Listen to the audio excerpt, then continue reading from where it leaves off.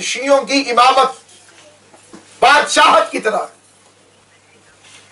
پہلا امام، پھر پہلے امام کے 2 بیٹے امام، پھر پہلے امام کا پوتا امام، پھر چوتھا امام جو بنا پھر وہ تیسرے کا بیٹا، 5واں چوتھے، کہنے لگے یہ تو بادشاہت ہے، تھوڑی سی وسعت آنی چاہیے، ساری امت ایک جیسی ہوتی ہے، ایک ادھر سے امام ہوتا، ایک ادھر سے ہوتا، ایک ادھر سے ہوتا۔ شیعہ بہت زیادہ زیادتی کرتے ہیں، ایک ہی خاندان میں سے ایک ہی نسل میں سے امام مانتے ہیں، یہ امپیریلزم ہے۔ میں نے کہا آئیے قرآن سے پوچھ لیتے۔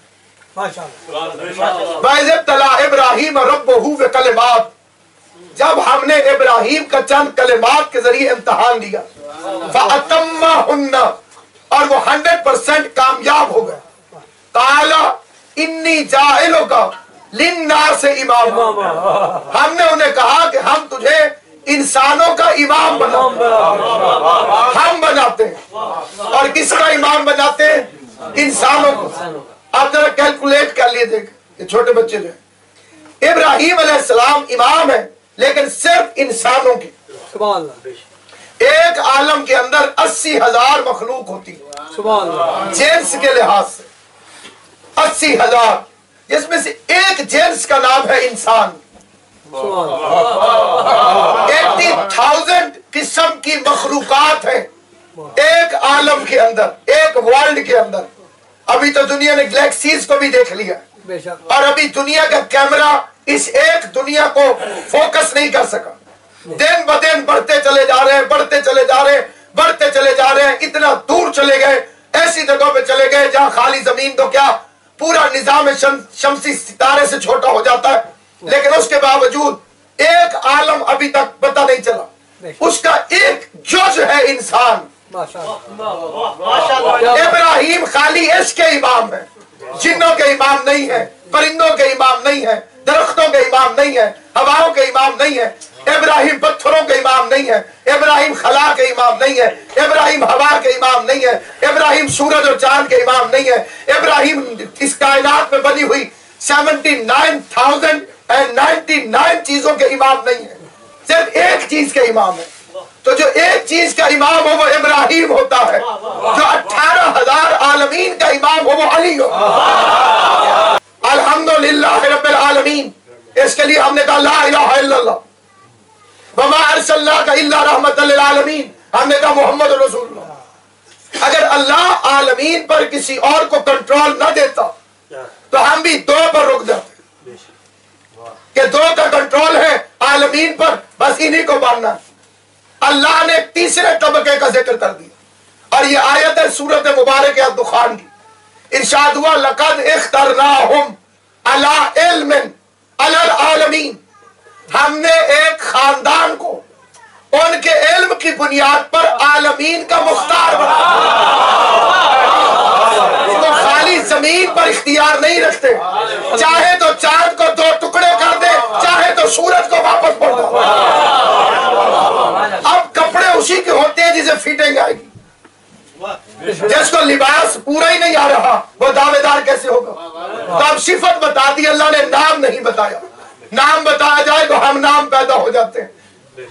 صفت بتائی ہے تو کسی کی یہ صفت ہے تو بتاؤ کہ علم بھی ہو اور عالمین پر اختیار بھی ہو۔ لوگوں نے ووٹوں سے بنائے تو مکے مدینے کے بادشاہ بنائے، اللہ نے چن کے بنائے تو عرش و فرش کے شہنشاہ۔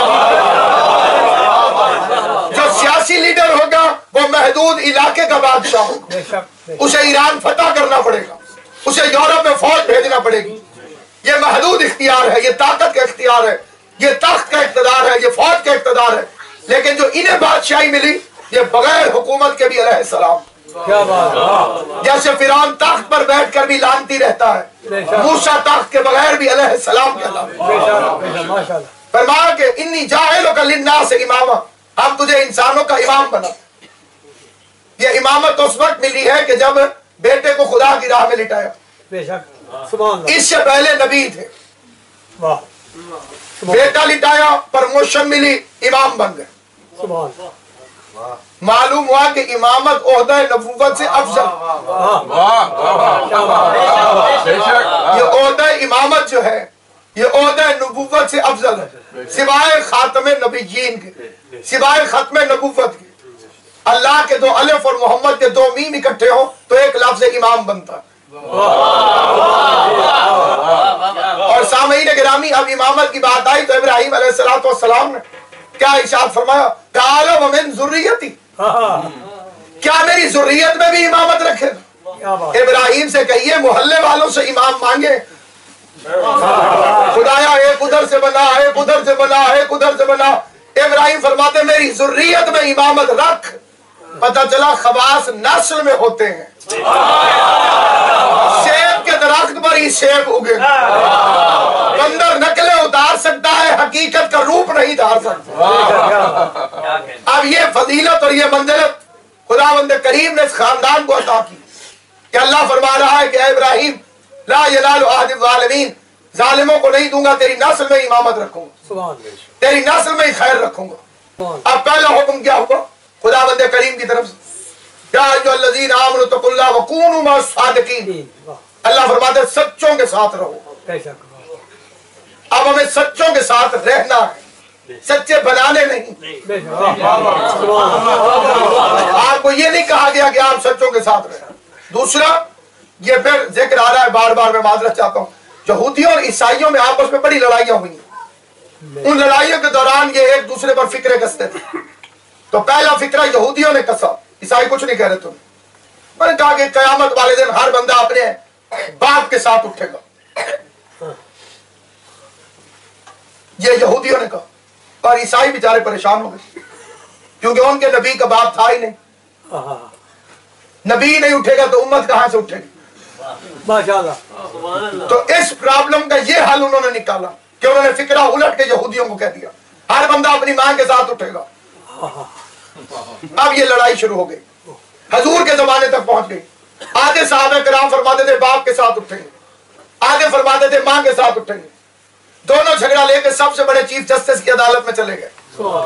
سید الانبیاء نے فرمایا کہ میں اپنی مرضی سے تو کہوں گا کچھ، وہ بتائے گا تو تمہیں بتا دوں. جبرائیل نازل ہوا، ان سے کہہ دیجئے نہ باپ کے ساتھ اٹھیں گے نہ ماں کے ساتھ. یوم ندعو کل اناس بامامہم، میں قیامت والے دن ہر کسی کو اس کے امام کے ساتھ